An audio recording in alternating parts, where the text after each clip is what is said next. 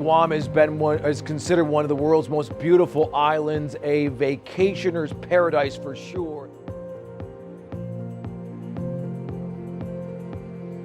As expected, more rhetoric from North Korea a short time ago. The state-run news agency KCNA issuing a statement saying that North Korea's military is, quote, examining the operational plans to strike around Guam, an American territory about 1,800 miles or so from North Korea.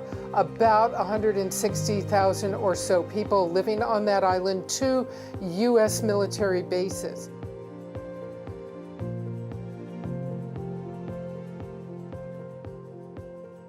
Ancestry starts in the south of Taiwan, with migrants going from there to the Philippines and then also into Indonesia in search of several different resources, one including jade, right, greenstone. And so our understanding is that our ancestors, for some reason or another, and the reason that was imminent in terms of having to leave, is that they boarded canoes and they headed straight into the wind and ended up here in Guam. So on one hand, if you read enough historical accounts and you read also studies on ceramics and also carbon dating bones and DNA, that's an understanding that we accept as truth. I mean, at this point, we act based on that kind of, that's part of it. The other part is our creation story of Fontan and Potna, relationship with the brother and sister, and that the brother dies and sacrifices his body to create the different elements in our ecological landscape. But it also is very important because it sets out a division, our first divisions, and that is between male and female, men having domain over the sea and women having domain over the land. And that is their not only domain, meaning that they are entrusted to care for and eventually become to symbolize those things, right, in the future. When we look at the history of the Chamorro people across 3,500, almost 4,000 years in the Marianas, we don't have history books, we don't have oral history, we don't have stuff that tells us about everything in those 4,000 years, but there's certain things that we can use. And one of the main things that we can use to understand their lives across hundreds of generations is pottery.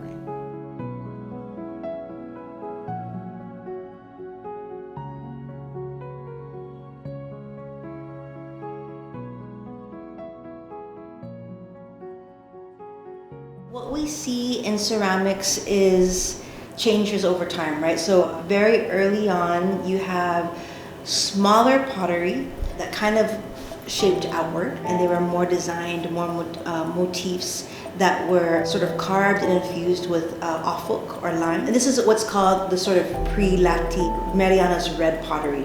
And then over time, pottery got bigger and started to kind of form straightforward, right? So it started off smaller like this, and then over time, it just got bigger and bigger until it kind of curved inward. Through archaeological digs, through collections, we can see the pottery that they made and that they used in their daily lives for all of those millennia. It can't tell us everything, but it can provide a sketch, an outline of what Chamorro life was like. The earliest pottery, Marianas red is what they call it, reflects new arrivals in the Marianas. They're navigators, seafarers who have come across the great ocean, the first people to settle in the Pacific.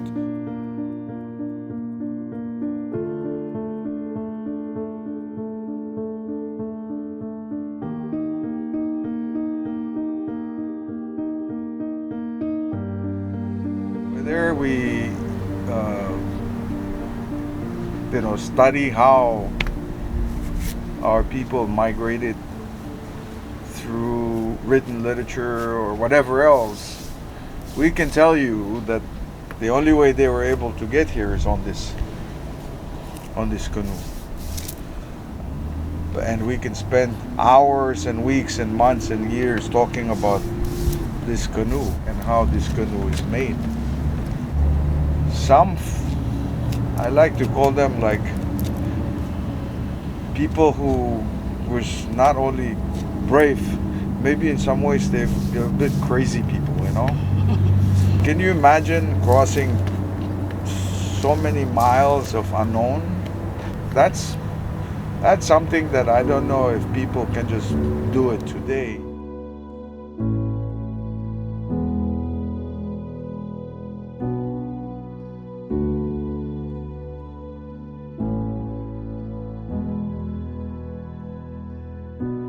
You can see that this canoe is not made up of one single piece. Certain things were critical components of why the voyage was able to be made, right? The only way that it was possible for us our ancestors, to make it here was on something like this. A canoe. And maybe even more than this canoe, that ocean out there, that's our link. That's our highway. That's our lifeblood, Without that, nothing would ever have been possible for us. Seafarers, the first people to settle in the Pacific, there's not a lot of room in their ships. And they're moving from island to island. They're finding new homes. So all of their pots are small. And they come from traditions in Southeast Asia where the Lapita peoples, where they make beautiful, finely intricate pottery. And so that's why we see the earliest pots are small and mobile, and they have these beautiful designs in them. But time passes, and after Chamorros have been here for about 1,000 years, the pots start to get bigger, and they start to get less and less intricate. There's still designs on them, but they're less common. So people have moved away because what you see is that they have developed their own distinct identity here as a people. And then, and so they're not making the same pots that their ancestors did who migrated here, because now they've got their roots. They've settled into villages, and they've been in those villages now for 1,000 years. They have their own identities. And so one thing that you see is that the pots go from being round like this to getting a little bit flatter. And that's a sign that a pot stays. A pot doesn't move with you, a pot stays. When we get to the Lati period, which is like 1,000 years ago, 1,300 years ago, that's when there's a big boom in population. And some argue that even there was an influx, that a new wave of migrants coming from Southeast Asia settled in the Marianas, because we see that Chamorros start to live in new architecture. This is when the Lati is introduced, so this is why they call it the Lati period. And we also see that Chamorros become the first people in the Pacific to grow and eat rice, because they start to grow rice, and we know this because we see it in the language. The Chamorro language has words for rice prior to colonization, but we also see it in the pottery. There's impressions of rice grains in pots, in pot sherds that have been found. But the pottery at that time, the Lati period, shows the population boom, and its spread shows the strain that this is happening on the population. That now you find pottery in all of these places that Chamorros didn't live before, because now there's more people, so people are moving into new areas that they didn't live in before because there's competition for resources. We find now that the pots are bigger, the walls are thicker, and they're even less intricately designed. There's still some, but there's less designs, less decorations, because now people have bigger families, people are feeding more, and they have to be used for longer periods.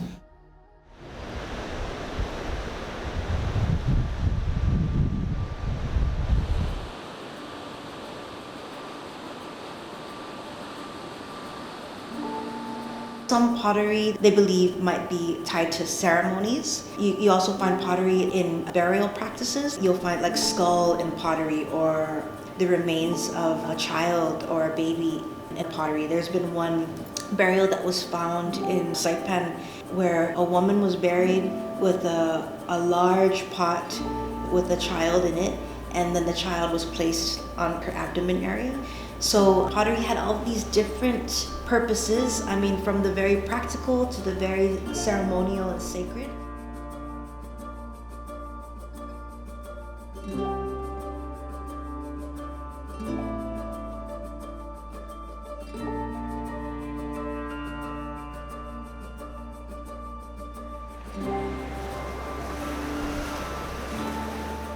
the artifacts we have here at Letexen are the lusong and the lomot, the mortar and pestle near the caves. Also the pictographs in the caves.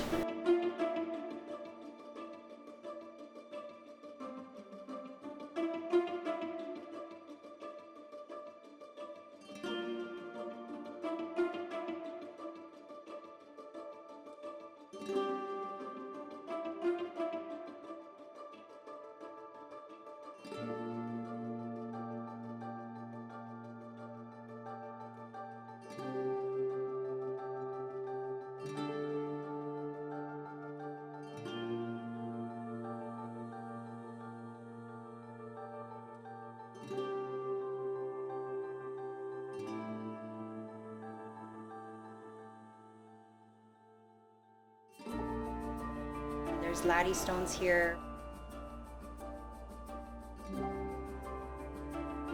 There's pottery shards.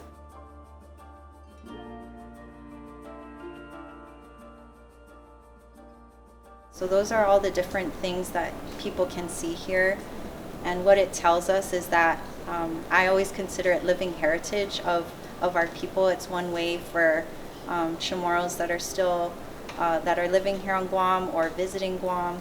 That's a direct connection to their ancestors and their Chamorro heritage, and it brings it to life more so than reading it in a book as an ancient people that used to exist. So when we see these artifacts in real time and here at the refuge, they're parts of the story of our heritage and way for a really important way for us to connect to our ancestors and our Chamorro heritage.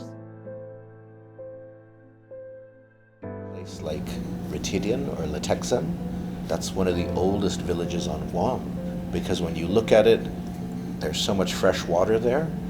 It's got great access to the ocean too. And so you get the best of both worlds that you need to thrive. You've got fresh water to drink, you've got plenty of fresh water for crops, but you've also got great access to the ocean for canoes, for fishing. It's just a perfect place.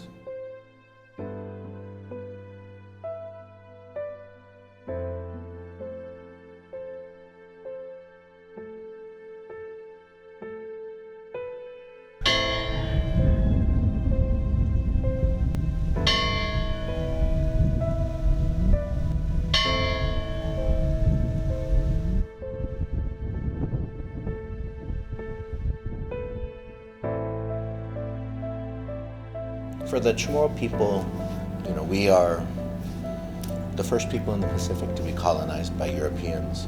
We remain one of the last people in the Pacific awaiting decolonization. And so the ways that we have been impacted by colonization is fairly profound.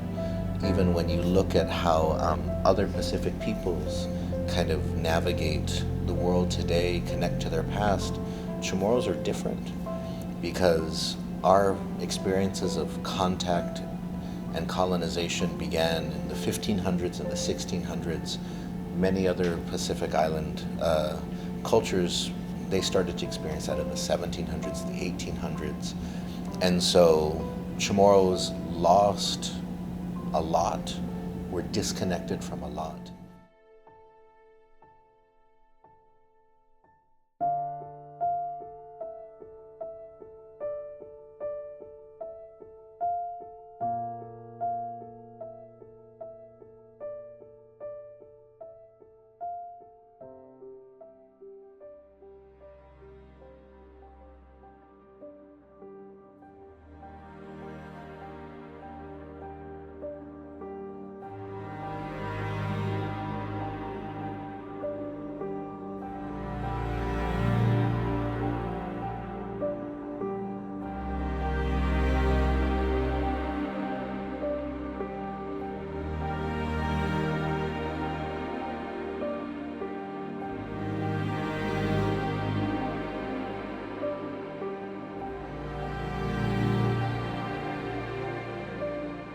When Chamorros in the 20th century have looked to the past, and asked questions about where do we come from, who are we. They have seen, like Native Hawaiians or other Pacific Islanders who perform dances that go back hundreds of years in their people, or they have looked at navigators from islands like Puluwat and Satawal and Lamotrek who have seafaring traditions of celestial navigation that go back hundreds, if not thousands of years.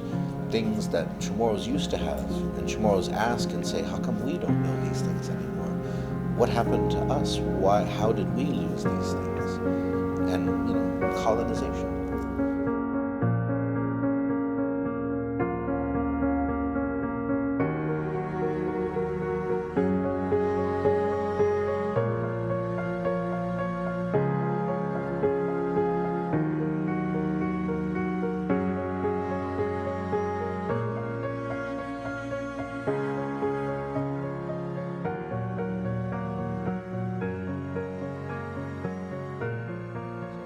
In these conversations and in these quests for identity and a connection to the past, Chamorros then turn to what can they find to connect with? What can they find as like a foundation to turn to in looking for that connection to the past?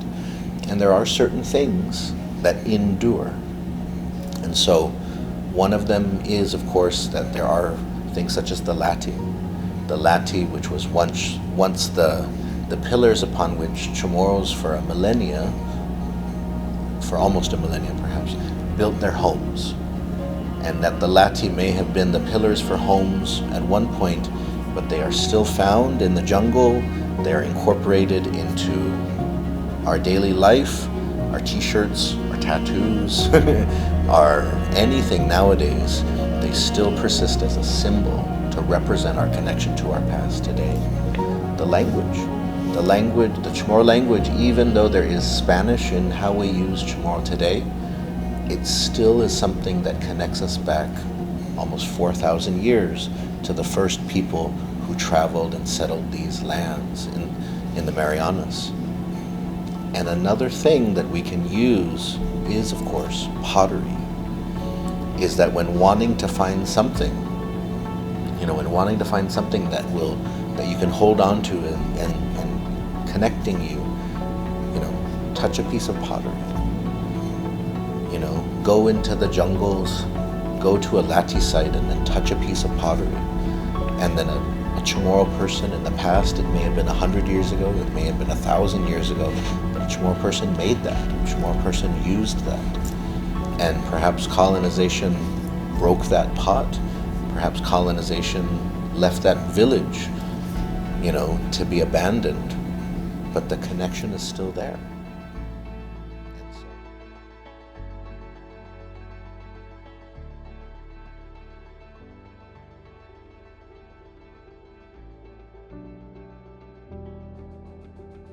It really goes back to that connection,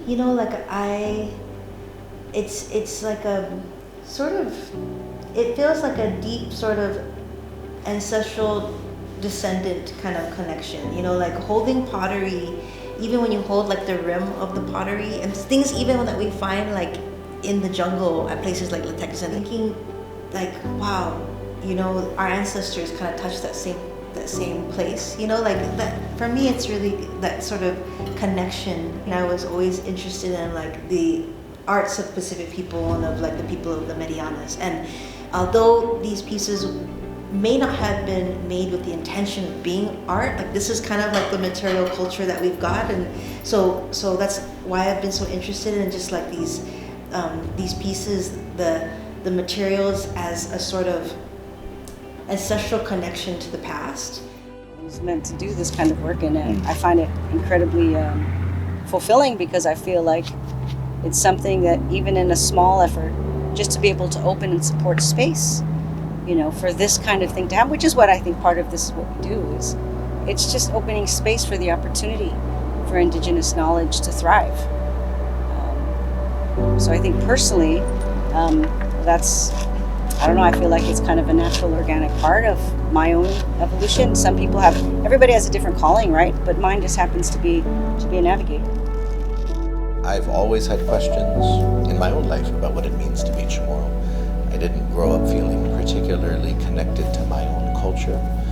Ever since kind of connecting with my grandparents, learning the language, and realizing that this island that I was born on, this culture that I come from, that I used to think was small and unimportant and didn't really matter, that it's actually pretty cool. And that I want to tell others about it, and that especially those who have a connection to it, I want to help them understand their connection to it, and that I want them to know more about what it means to be Chamorro, know about what it means to have history in this place. But others have called us like guardians, because we are kind of at this point where we're losing a lot of our access to land and those types of connections. So safekeeping, caring for these pieces for the future descendants and the next generations. Hi, my name is Jamoni J, and shout out to Gangsta K and Mr. Dukes.